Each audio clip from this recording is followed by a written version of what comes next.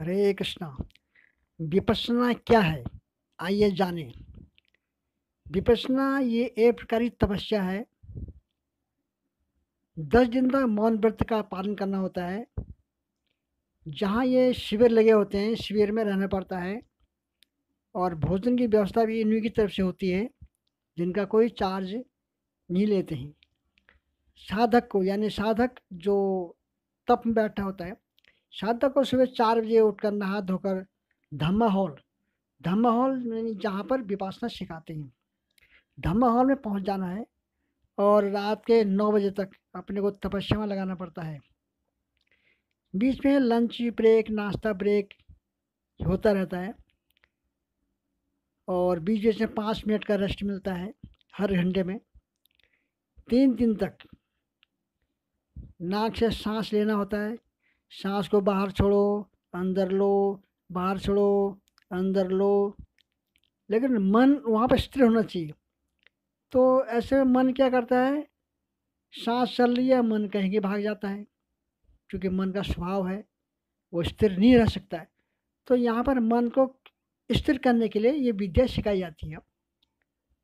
3 दिन लगातार किया, फिर 3 दिन बाद आन पान बोलते हैं, यानी सर से पैर तक एक अंग, जितने अंग होते हैं, सर से पैर तक जितने अंग होते हैं, उन अंगों को निरीक्षण करते हुए जैसा महसूस हो रहा है, अपने मन से कुछ नहीं ऐड करना है, कल्पना करके हम कुछ बना रहे हैं, ऐसा नहीं। जो भी शरीर में हो रहा है, हलचल, गुदगुदाहट, दर्द, पेन, सुखद दुखद, सरसराहट, झंझनाहट, चाहे दुखद की हो सुखद की हो, वो अनित्य है। हमारे शरीर में बहुत सारे ग्रंथियाँ, अणु हैं, करोड़ों संख्या में। वो एक सेकंड में, यानी एक पल झपकने में 10 अरब खरब उतने बार पैदा होते हैं, नष्ट होते हैं, नष्ट होते हैं, उत्पन्न होते हैं। उत्पाद व्यय, ये प्रक्रिया हमारे शरीर में होता रहता है। इसका मतलब हमारा शरीर क्षण भंगुर है। जब अंदर ये गति चल रही है, पैदा हो रहा है, मर रहा है, पैदा हो रहा है, मर रहा है। इसलिए हमारा शरीर 10 साल के बच्चा और वही बच्चा 50 साल में कितना शरीर चेंज होता है, क्यों? पुराना शरीर मर गया। तो हम हर क्षण मर रहे हैं, जी रहे हैं, मर रहे हैं, जी रहे हैं। हमारे शरीर में जो भी दुख सुख आते हैं, वो नित्य नहीं है, अनित्य है। अनित्य मतलब कुछ देर आएगा, जाएगा।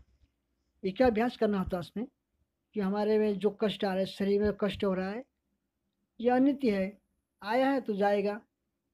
तो ऐसे अभ्यास मन के द्वारा किया जाता है।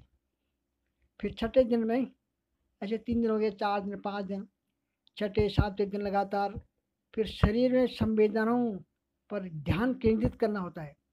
यानी शरीर में जो भी हो रहा है उसका अनुभव करना होता है।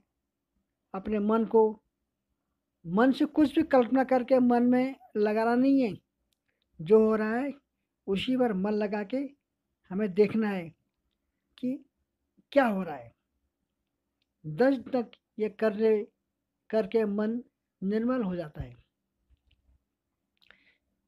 विपश्यना की ये विद्या बर्मा से सत्यनारायण जी गोयनका जी भारत में लाए, क्योंकि ये उससे पहले ये विद्या लुप्त हो गई थी। आज दुनिया में लाखों लोग इसका लाभ उठा रहे हैं। जिस प्रकार प्रभुपाद जी कृष्ण महारामृत इंडिया से बाहर लेके विदेशों में बांटा, उसी प्रकार गोयनका जी ने ये विद्या बाहर से लाकर इंडिया में बांटा। शरीर में जो भी घटना हो रही है, वो जन्म ले रहा है, मर रहा है, जन्म ले रहा है, मर रहा है। इसी कारण हमारा शरीर जो है बुढ़ापे की ओर जाता है।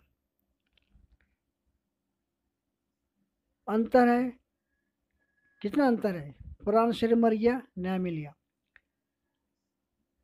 भविष्य में कभी आपको समय निकालो और एक बार ये करके देखो, कितना अच्छा हमारा मन निर्मल हो जाता है। हरि बोल, हरि बोल।